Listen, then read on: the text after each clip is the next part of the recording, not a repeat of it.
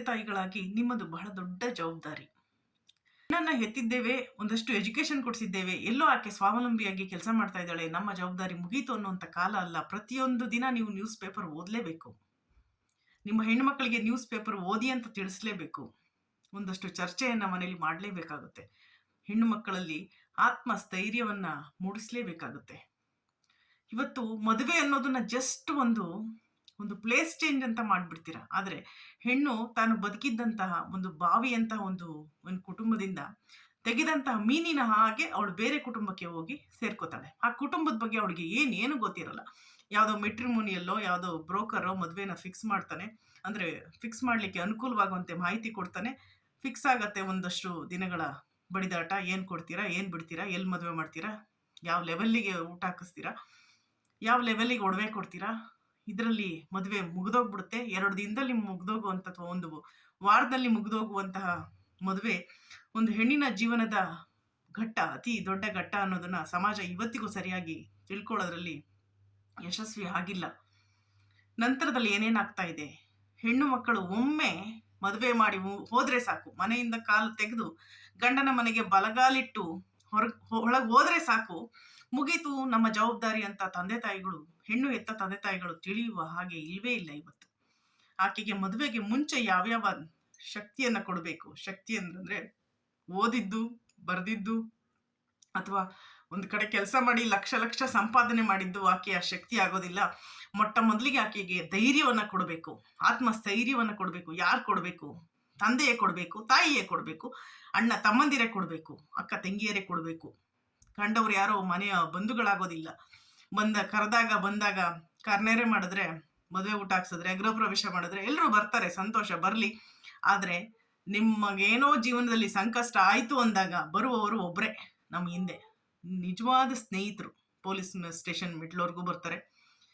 ಅವರು ನಿಜವಾದ ಸ್ನೇಹಿತರು ಆಗಿಲ್ಲ ಅಂದ್ರೆ ಅಲ್ಲಿಗೂ ಅವ್ರು ಬರಲ್ಲ. ನಮ್ಮ ನಿಜವಾದ ತಂದೆ ತಾಯಿಗಳು, ನಮ್ಮ ಬೆನ್ನ ಹಿಂದೆ ಹುಟ್ಟಿರುವಂಥವ್ರು ಅಷ್ಟೇ ನಮಗೆ ಬರುವುದಂಥದ್ದು. ಎಲ್ಲಿಗೆ? ಕೋರ್ಟ್ ತನಕ. ಯಾವುದೇ ಕಾನೂನಿನ ಸಂಘರ್ಷ ಎದುರಾದ್ರೆ ಬರೋದು ಅವ್ರು ಅಷ್ಟೇ ನಮಗೆ. ಉಳಿದವರೆಲ್ಲರೂ ಹಾಯ್ ಬಾಯ್. 10,000 ಬೇಕು ಅಂದ್ರೂ ಎಲ್ಲೂ ಹುಟ್ಟಲ್ಲ ಇವತ್ತು. ಆದ್ರೆ ಹೆಣ್ಣಿನ ಜೀವಕ್ಕೆ ಇರುವಂತಹ ಬೆಲೆ ಏನು? ಒಂದು ಹೆಣ್ಣಿಗೆ ಮದುವೆ ಮಾಡೋಕ್ ಮುಂಚೆ ನೀವು ಏನು ಕಲಿಸ್ಬೇಕು? ನನ್ನ ಮಗಳು ಸೊಸೆಯಾದ ಕೂಡ್ಲೆ ನನ್ನ ಮಗಳಲ್ಲ ಅನ್ನೋ ಮನೋಭಾವನೆನ ದಯವಿಟ್ಟು ಕಿತ್ತು ಹಾಕಿ. ನೀವು ಕೋಟಿ ಏನು ಖರ್ಚು ಮಾಡ್ತೀರಲ್ವಾ ಮದುವೆಗೆ, ಅಥವಾ ಅವಳ ಹೆಸರಿನಲ್ಲಿ ಒಂದು ಸಣ್ಣ ಕಂಪನಿಯನ್ನು ಮಾಡಿ ಅವಳಿಗೆ ಅದನ್ನು ಚಾಲನೆ ಮಾಡುವ ಶಕ್ತಿಯನ್ನ ತಂದುಕೊಡಿ. ಫಸ್ಟ್ ಅಂತಹ ಒಂದು ಸಶಕ್ತೀಕರಣ ಆಗ್ಬೇಕಾಗುತ್ತೆ. ಆಕೆಗೆ ಹಣ ಕೊಡೋದ್ರಲ್ಲೇ ಇನ್ಲೇಟ್. ನಮ್ಮ ಮಧ್ಯಮ ವರ್ಗದ ಕುಟುಂಬಗಳು ನಿಜವಾಗ್ಲೂ ಬಹಳಷ್ಟು ಸಂಕಷ್ಟದಲ್ಲಿ ಮಧ್ಯಮ ವರ್ಗದ ಹೆಣ್ಣು ಮಕ್ಕಳು ಬದುಕ್ತಾ ಇದ್ದಾರೆ. ಯಾವುದೇ ಒಂದು ಆಸೆ ಆಕಾಂಕ್ಷೆಗಳಿಗೆ ಅವ್ರಿಗೆ ಅವಕಾಶನೇ ಇಲ್ಲ. ನಾನೊಂದು ಗಾಡಿ ತಗೋಬೇಕು ಅಂತಂದ್ರು ಆಕೆನೇ ಕೆಲ್ಸಕ್ಕೆ ಹೋಗಿ, ಆಕೆ ಓದಿ ಕೆಲ್ಸಕ್ಕೆ ಹೋಗಿ 22 ವರ್ಷಕ್ಕೆ ಡಿಗ್ರಿ ಮುಗಿಸಿ ಅಥವಾ PG ಮುಗಿಸಿ ಎಲ್ಲ ಅವಳ ಶ್ರಮವನ್ನೆಲ್ಲ ಅವಳು ಹಾಕಿ ಕೊನೆಗೆ ಅವಳು ಅಲ್ಲಿ ಒಂದು ಟ್ರೈನಿಂಗ್ ಅಂತ ಮಾಡಿ ನಂತರ ಅವಳು ಎದುರಿಸಿ ಕೊನೆಗೆ ಒಂದು ಕಂಪ್ನಿ ಅಂತ ಫಿಕ್ಸ್ ಆದ್ಮೇಲೆ ಅಥವಾ ಒಂದು ಸರ್ಕಾರಿ ನೌಕರಿ ಅಂತ ಫಿಕ್ಸ್ ಆದ್ಮೇಲೆ ಅವಳು EMI ಕಟ್ಟಿ ಗಾಡಿ ತಗೋಬೇಕು. ಇದು ನಮ್ಮ ನಡುವಿನ ವಾಸ್ತವವೇ ಆಗಿದೆ. ಹೀಗಿರ್ಬೇಕಾದ್ರೆ ಅವಳಿಗೆ ಮಾನಸಿಕವಾಗಿ ಸದೃಢತೆಯನ್ನು ಹೇಗೆ ತುಂಬೋದು? ಪ್ರತಿಯೊಂದಿನ ಪೇಪರ್ನೇ ಮದುವೆ ಮಾಡ್ಕೊಂಡು ಹೋಗಿರ್ತಾರೆ. ಮದುವೆ ಅಂದ್ರೆ ಸುಖಗಳ ಸುರಿಮಳೆ ಅಂತ ಭ್ರಮೆಯನ್ನು ಹುಟ್ಟಿಸ್ಬೇಡಿ ಮಕ್ಕಳಿಗೆ. ನೀವು ಅನುಭವಿಸಿರುವಂತ ಕಷ್ಟಗಳನ್ನ ಹೇಳಿ.